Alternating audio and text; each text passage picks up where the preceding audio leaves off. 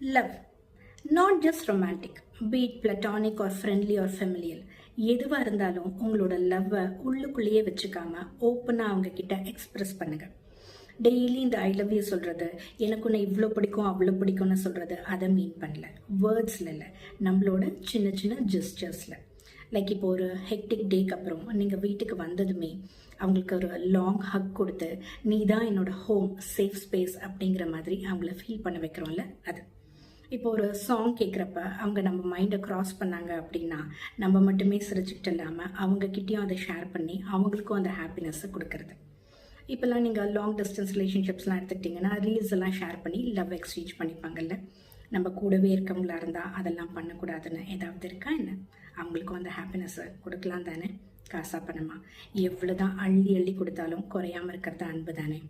நீங்கள் கேட்கலாம், மேபி என்னை பற்றி தான் உங்களுக்கு தெரியுமே, நான் எவ்வளோ லவ் பண்ணுறேன்னு, நான் அதை சொல்லிக்கிட்டே இருக்கணுமா, சொன்னாதான் லவ்வா அப்படி மீன் பண்ணல. ஆனால் என்ன தான் உங்களுக்கு தெரிஞ்சாலுமே நீங்கள் அதை ஓப்பனாக அவங்கக்கிட்ட எக்ஸ்ப்ரெஸ் பண்ணுறப்ப அந்த ஃபீலிங் வேறு லெவல். அந்த ஹாப்பினஸ் இஸ் ப்ரைஸ்லெஸ், தெரியுமா? அதை பார்க்குறப்ப நமக்குமே அவ்வளோ ஒரு ஹாப்பினஸ் கிடைக்கும். So try to be expressive in love.